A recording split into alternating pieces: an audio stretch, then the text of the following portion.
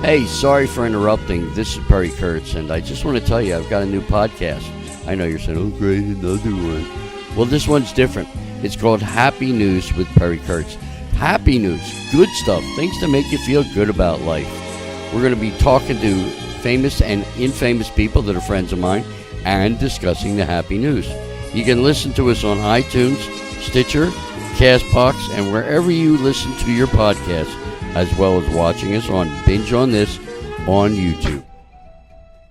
Hey, what's up, everybody? It's your boy, Bryan, from the Binge on This channel, and welcome to another episode of What's Hood. That's right, an up-close and in-depth look at the Latinx community and history. Hopefully you guys are doing well today.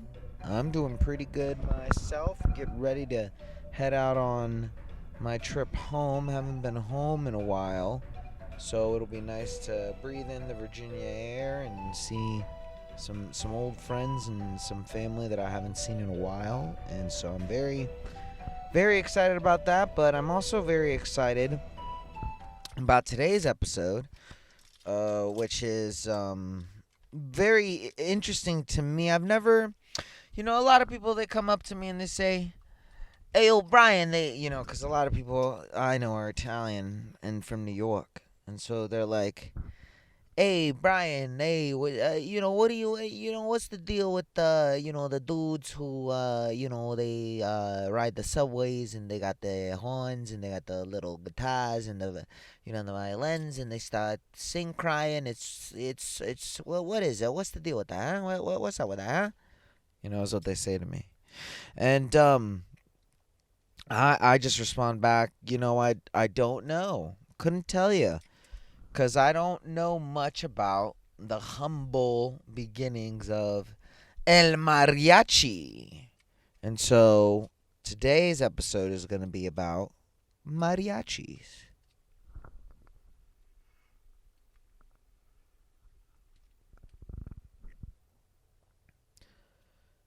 So to start off, what is a mariachi band?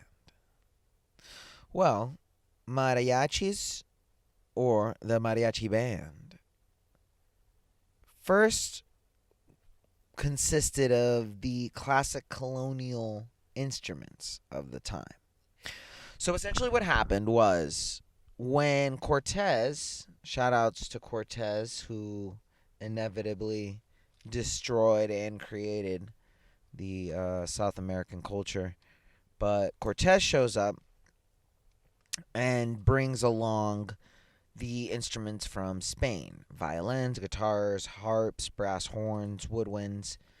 The Indian population and the mestizos, which is you guys and me and us and everybody, not only learned how to play the European instruments, but they adapted it to their own music and their own styles, which at the time they had incorporated a lot of their own instruments as well, which was rattles and drums and flutes and horns. And so that's why you'll get these sort of contrasting sounds in regards to the mariachi sound. It sounds it sounds African, it sounds Spanish. And again, it also depends on which type of music you're listening to in regards to like corridos and I always say pardon me this word wrong, but jarros, I think. I don't know. But anyways, so they learned the music, they got together, and they started typically playing it around weddings. It was notably used for weddings, occasionally for some theatrical productions, but mostly for weddings in the beginning. Typically, in a complete mariachi band, there are as many as 6 to 8 violins, 2 trumpets, and a guitar. Now, it sounds like a ska band. And then they have a higher pitched sort of rounded guitar called a vihuela. and it gives it sort of that traditional mariachi rhythmic sort of ding, I guess I don't know. And then they have the big ass guitar, the deep voice guitarro, which is European in its origins. And so those make up your classic mariachi band. Those instruments are very unique. Typically you don't throw them together. Again, that's why ska ends up being the way it ends up being, but it does. There's something very sweet about it. It has those violins against the loud ass fucking trumpets, and it's all there's something very nice about mariachis, and you don't even need to be Mexican, I think, to appreciate corridos and things of that nature. So now there is some dispute over the name mariachi as to why it's called mariachi, or why we end up using the title. Some people say it's because it's the marriage thing of it. Mariachi derived from the French word for marriage. But some people have discredited this. It seems that the word has appeared as early as the 16th century, even before, French intervention. Some people believe that it's in regards to the wooden platforms on which the musicians used to perform on, which was made of the wood of the pilla or sirimos tree. I don't know, bro. I don't know. I'm just a guy, you know what I'm saying? I'm learning this with you guys. There was this other dumbass thing that was like, yet another theory claims that the guitars were made of this wood. And I'm like, yeah, guitars are made of wood, dumbass. But anyways, the mariachi music that we know of today originally came from Jalisco in Mexico. According to the popular legend in the area of Cocula, the mariachi was the distinctive version of the theatrical performances that were developed in Jalisco at the time. Which, again, I thought is very cool. They had a set piece, essentially, which, all European, theater had that. And so, again, the Indian culture and the mestizos of the time simply just adopted that. And sure, they were being forced to adopt a religious stance that they didn't believe in by force, essentially. But this came out of it. I mean, a lot of stuff came out of it, but whatever.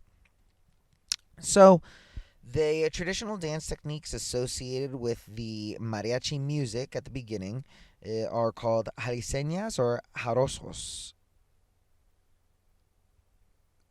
Sometimes it's called zapateados, which is a dance which originally started in Spain.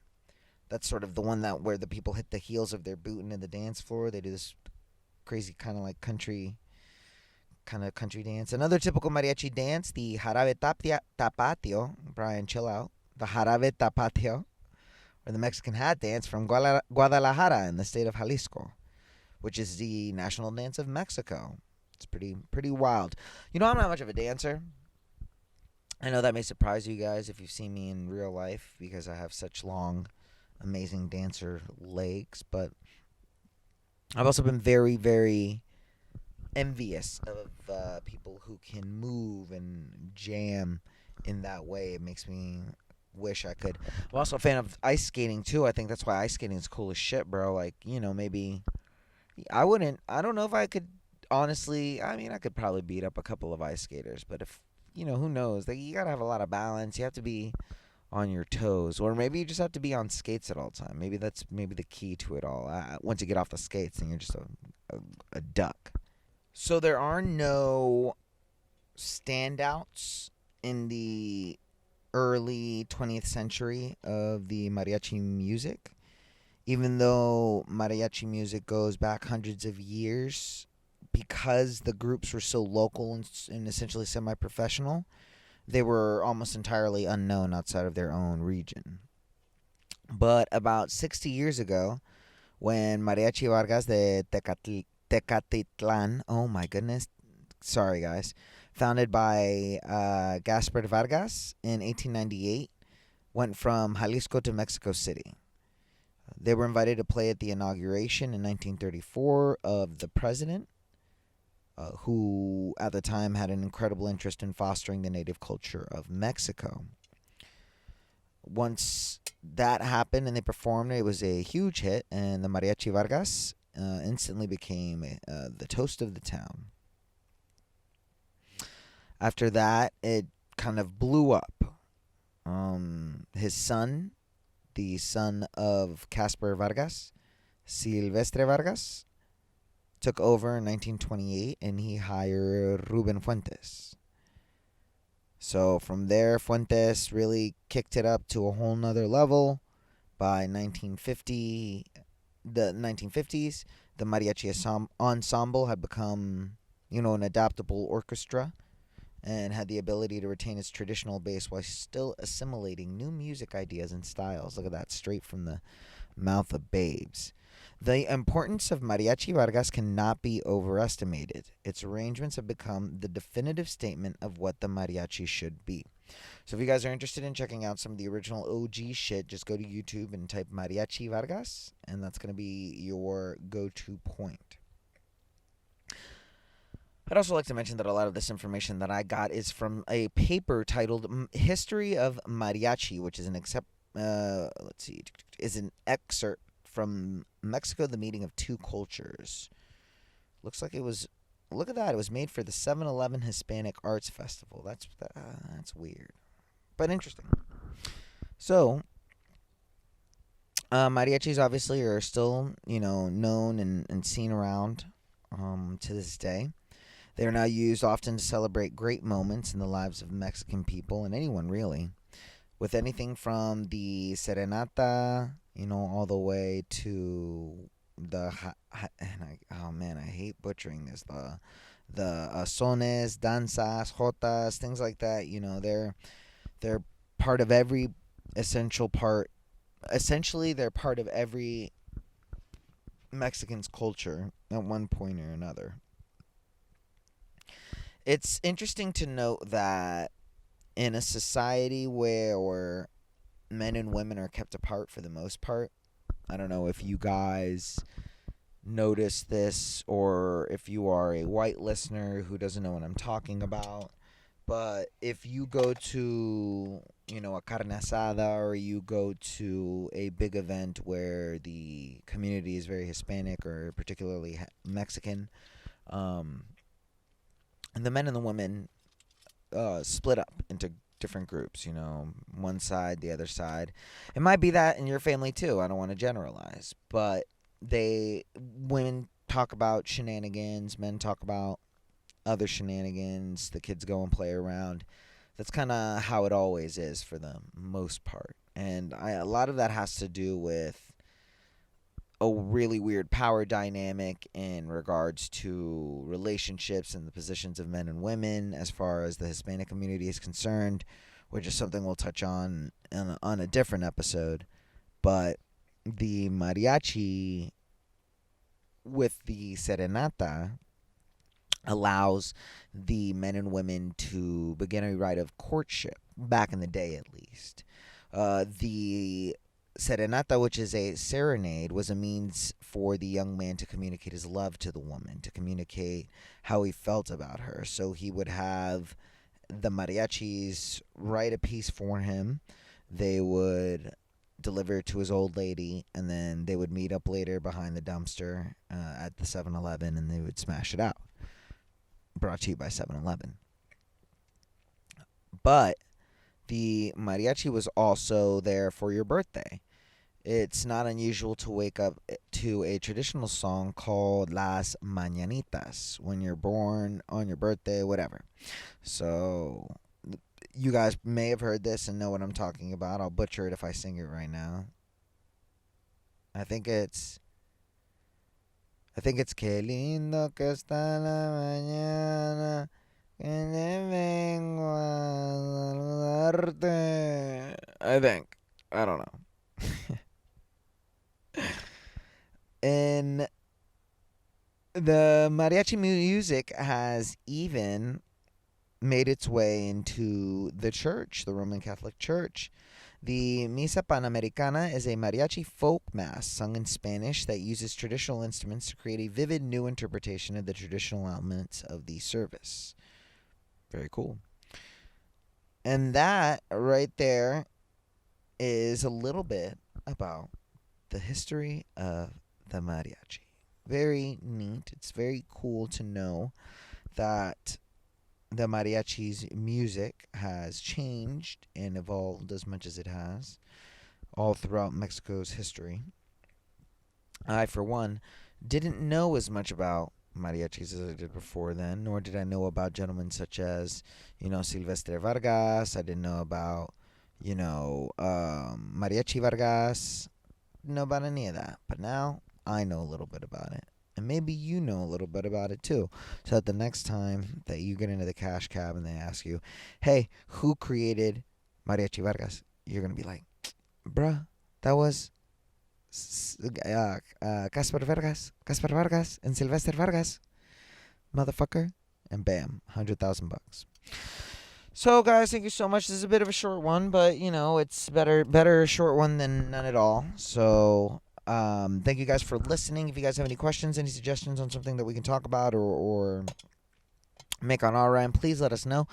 You can get in contact with us on our Instagram at whatshood365, or you can email us at bingeonthischannel@gmail.com.